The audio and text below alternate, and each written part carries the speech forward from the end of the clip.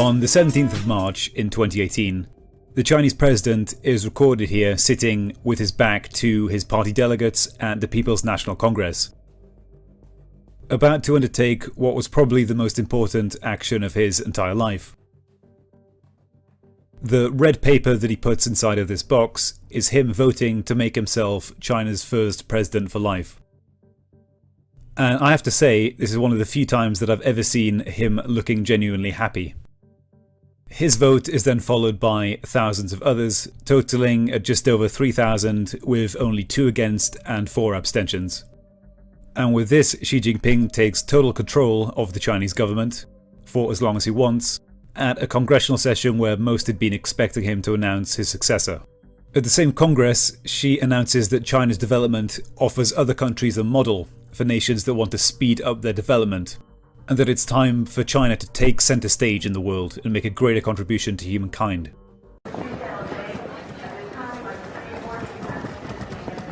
Hi there, how you doing? I am wonderful. I am so sorry. That flight is canceled. No. Customer incident at the other end. What? So when is the next flight? Yeah, they're all kind of full. I booked this weeks ago. It's my best friend's wedding. I'm sorry. I have to get there. I have to. Okay, let's see what we can do. Oh, thank you.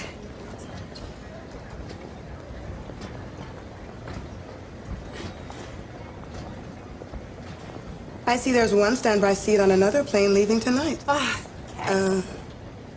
That's reserved for members of our Prime Flight program. You gotta be a 4.2 or over to qualify. Oh, I'm a 4.2. I'm afraid you're actually a 4.183. Oh. Well, that's not my fault. Some woman dinged me down in the cab. Can't you just... I'm sorry, it won't let me book it without the correct ranking. But it's so close. There's just nothing I can do. Christ, I mean, surely. I'm gonna have to ask you to moderate your language then. Sorry, it's just... I'm maid of honor. I cannot miss this wedding. And I am so sorry about that.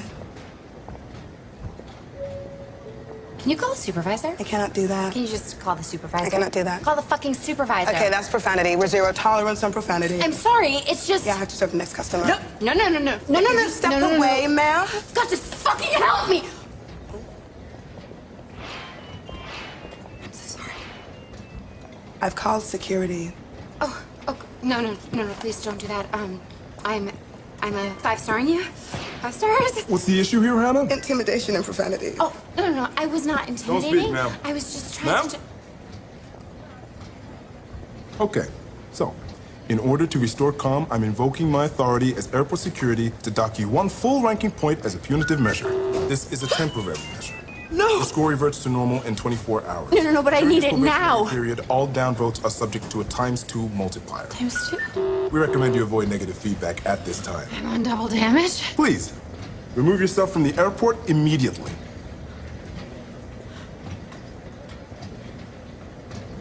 Imagine a society where everything you do, everything you say, and everything you buy is controlled and evaluated by the authorities. It's not science fiction. In China, it's a reality. From now on, citizens' lives are rated and assessed. This is what the Chinese Communist Party calls social credit. Here's our chart of excellence models. I'm the second one. In Fulushan, the villages have been rated for a year. There are good citizens who contribute to the community, and bad ones, those who, for example, leave their trash out. Chong Kejong is featured on the Wall of Honor because of his exemplary behavior. It's because I help to keep the village clean. I also help people improve our environment, and I help people become wealthier. I'm proud, but it's also a lot of pressure, because when you're on this wall, you always want to be better. The social credit rating system began testing 5 years ago in approximately 30 Chinese cities. It will be rolled out across the entire country by 2020. Good citizens will benefit from discounts on their bills and will be able to get bank loans more easily. Bad citizens will be banned from buying train or plane tickets. For the Communist Party, this system is a way to punish and exclude those they judge to be disturbing the harmony of Chinese society. By using the mechanism of social credit, we'll be able to establish a blacklist of people and create a system of punishment that will be based on a scientific theory. These punishments will serve as a whip to rebuild moral values. Our society needs it. This morning, Simon Phoenix escaped from this cryo facility. We've had 11 murder-death kills so far. You see, we have become a society of peace, loving, and understanding, and we are, quite frankly, not equipped to deal with this situation. There have been no deaths of unnatural causes in San Angeles in the last 16 years. The Santa Barbara, Los Angeles, San Diego Metroplex were merged in 2011. You are in the center of what used to be Los Angeles. That's great. I'll give you a Marlboro. Yes, of course, right away. What's a Marlboro? Just a cigarette, any cigarette. Smoking is not good for you, and has been deemed that anything not good for you is bad, hence illegal. Alcohol, caffeine, contact sports, meat. Are you shitting me? John Spartan, you are fined 1 credit for a violation of the verbal morality statute. I'm putting this quick video out there because it's amazing to me how quickly people turn the keys of their mind over to somebody else and just trust them for no reason at all. As a matter of fact, when there's every reason in the world not to trust government, not to trust the CDC, not to trust the World Health Organization, people in the face of the facts continue to applaud for politicians, for example. I want you to see this. This is from a subscriber. They said, don't get the pandemic that shall not be named swab test. My friend's previously healthy husband was asked to get one at work last week, and he is now in the ICU with pneumonia in both lungs. The test was contaminated. Refuse the test. Now, YouTube, I'm just reading that from somebody else. I'm not making any claims or assertions here, but why would you trust somebody to stick a swab of whatever, God knows what's on the end of that swab, down your throat in the back of your nose? You don't know these people. How can you trust them? How can you really let your guard down around somebody that you don't even know, you've never met, you don't know what their history is, you don't know what's in the test, but you're going to submit to this anyway? You're going to submit to something that invasive where it's going to go into your body. You're going to drop your barriers, drop all your defenses, throw reasoning out the window, and just have them swab the back of your throat or the back of your nose or take a blood test? I don't even understand that. And the last thing I want to deal with is this right here. This is an old article from September 4th, 2019 by Paul Joseph Watson, but it highlights an amazing disconnect that people have with continuing to support people like Donald Trump, or on the other side of the aisle, a Barack Obama or a Hillary Clinton, in the face of facts that they know to be facts that they even report on. Check this out. Check out the headline. This is all you need. Trump administration considering social credit score system to determine who can buy a gun. And just read, I read this with my jaw hanging open, not because of what it said, but because of, in spite of what it says, people like Paul Joseph Watson and Alex Jones continue to champion the cause of President Donald J. Trump and say, well, he may have some flaws, but we need him as president of the United States next term. Why? The Trump administration is considering launching a social credit score style system in coordination with big tech that would use spy data collected from Amazon, Google, and Apple devices to determine whether or not an individual can own a gun. What the hell is that? John Spartan, you are fined 1 credit. Bad language, chocolate, gasoline, uneducational toys, and anything spicy. Abortion is also illegal, but then again, so is pregnancy if you don't have a license. Caveman, let's finish with all the Rip Van Winkle and get moving. Mr. Phoenix has risen from the ashes. Uh-huh. I tracked that dirtbag for 2 years. When I finally bring him down, you turn me into an ice cube for my trouble. Thanks, but no thanks. The conditions of your parole are full reinstatement into the SAPD and immediate assignment to the apprehension of Simon Phoenix. Or You can go back into cryostasis. Not many people get a second chance, John Spartan. And don't think for a second that they're just going to stop there. The proposal is part of an initiative to create a Health Advanced Research Projects Agency, or HARPA, which would be located inside the Health and Human Services Department. The new agency would have a separate budget, and the president would be responsible for appointing its director. A separate budget. This means that the tax cattle will continue again to pay for another program that's going to take away even more of their rights. HARPA would employ, quote, breakthrough technologies with high specificity and sensitivity for early diagnosis of neuropsychiatric violence, including Apple Watches, Amazon Echo, and Google Home. But look at this. In other words, and this is Paul Joseph Watson talking about this, we have to call this out, guys. You would never stand for this if an Obama or a Bush or a Hillary tried to implement this on the land. You wouldn't stand for it. In other words, data collected from devices that spy on private conversations and closely monitor user behavior would be used to strip Americans of their fundamental rights. This guy says, though the proposal is startling as a voluntary data collection scheme allegedly aimed at finding warning signs of mental illness, we all know so-called voluntary government programs often become mandatory at the drop of a hat. And it says, according to the Washington Compost Pile, Trump has reacted very positively to the idea. White House considers new projects seeking links between mental health and violent behavior. And then Paul Joseph Watson continues, the full scope of the program is chilling and would provide big tech with an easy excuse to formally impose the total neurosurveillance of citizens via their smartphone and home assistant devices, something that has already been occurring surreptitiously for years. And then he says, one wonders if Trump has any idea of the slippery slope this would entail. There's another, like, giving an excuse, giving an out for Trump. You know what? He's so smart, he can play 5D underwater triple backgammon chess blindfolded, but he just can't figure out that this is a multi-level surveillance system that it's going to infringe on and take away the rights of Americans while it claims to be protecting and serving them. One wonders if Trump has any idea of the slippery slope this would entail, or whether he was sold on the idea because Ivanka cried. The proposal bears some similarities to Communist China's social credit score system, where citizens' behavior is tightly surveilled and then met with rewards or punishment.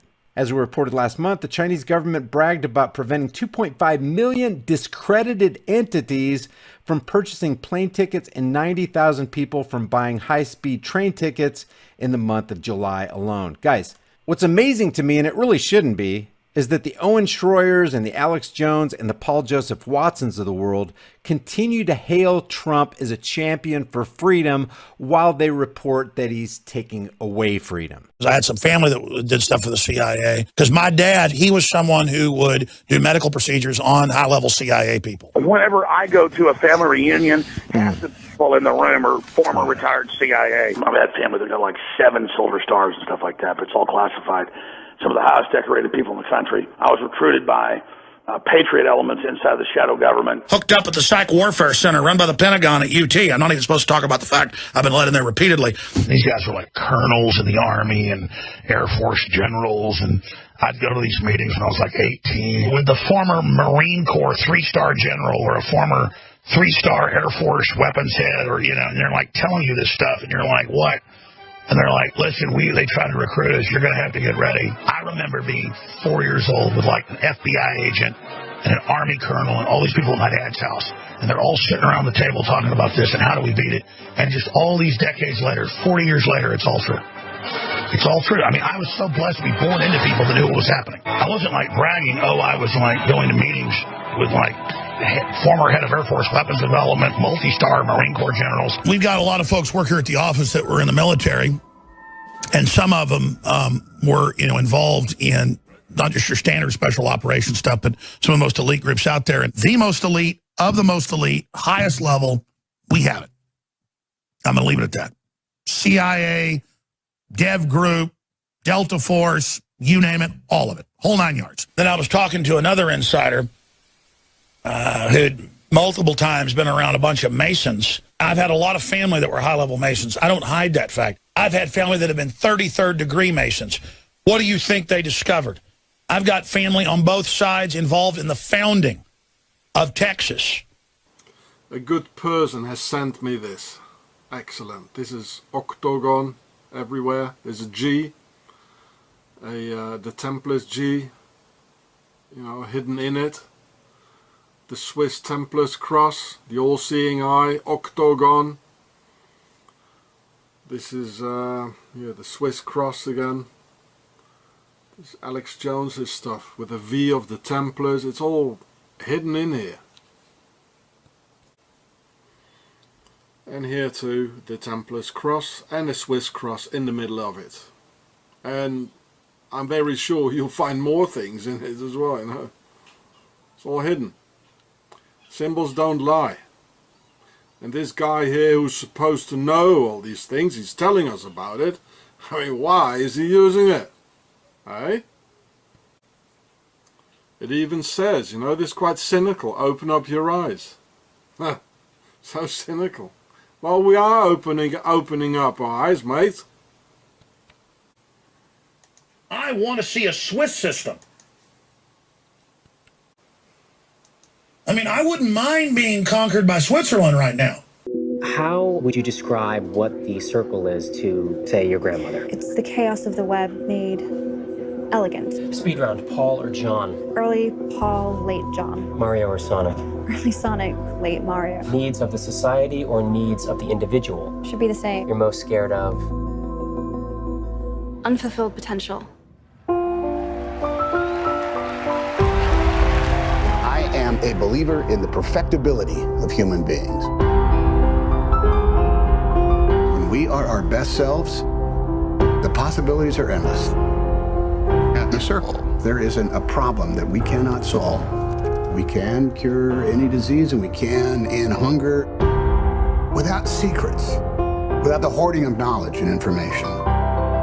We can finally realize our potential. Circlers, do you like to share?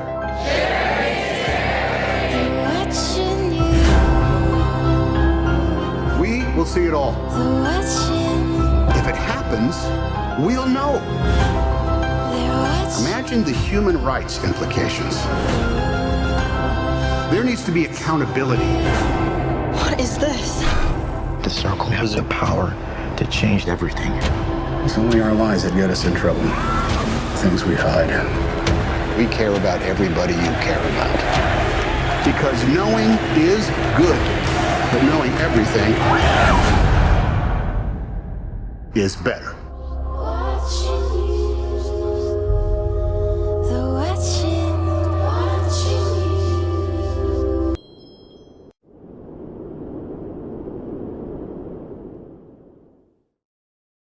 Mao Zedong was the founder of the People's Republic of China. Born in Shaoshan in the Hunan province, Mao trained as a teacher and then began working in the Beijing University Library, where he started reading Marxist literature. He helped to found the Chinese Communist Party in 1921 after the Communist Party was victorious in a civil war against the ruling party, the Kuomintang, and in 1949 Mao founded the People's Republic of China. Mao's reformation of Chinese society started with the government taking state ownership of industry and farming, and any opposition to these plans was met with ruthless law enforcement using any action Mao considered necessary. In 1958, Mao launched the Great Leap Forward scheme, designed to mobilize labor forces and improve production, but the scheme failed and millions died from the famine resulting from Mao's plans. In 1966, to try and improve his public opinion, Mao launched the Cultural Revolution, in an attempt to remove impure elements of society. As a direct result of his actions, 1.5 million people were killed, and much of China's cultural heritage was destroyed. During Mao's reign, it is estimated that 40 to 70 million people died as a result of his policies. Despite this, his economic, technological and cultural policies laid the foundations for modern China and transformed the country into an industrial world power. He is regarded in China as the savior of the Chinese nation.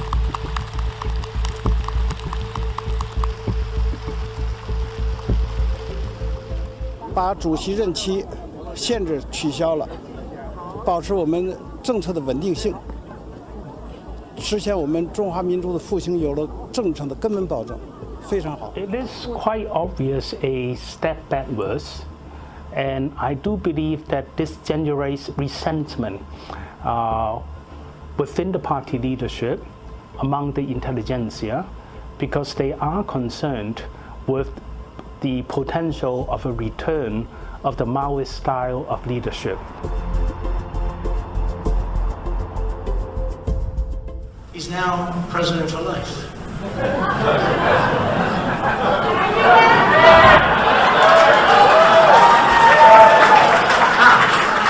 President for life. No, he's great. Hey, look, he was able to do that. I think it's great. Maybe we'll have to give that a shot someday. Unless we take additional precautions and gather more information and move cautiously and slowly, that we won't be prepared for a second wave. The head of the Canadian Medical Association says Canada needs more testing, more contact tracing, and more PPE to be ready for the second wave of COVID-19.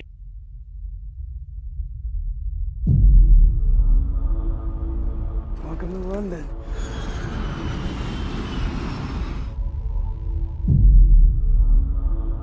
How old are you, Andy? 12. I think that makes you the youngest person in the entire country.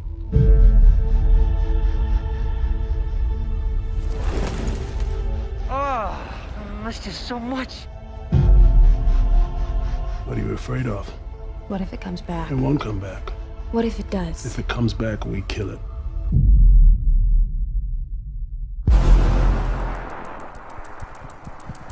You come into direct contact with the infected?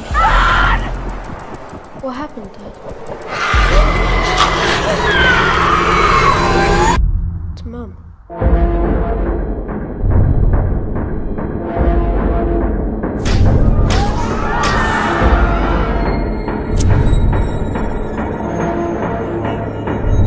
Step 1, kill the infected.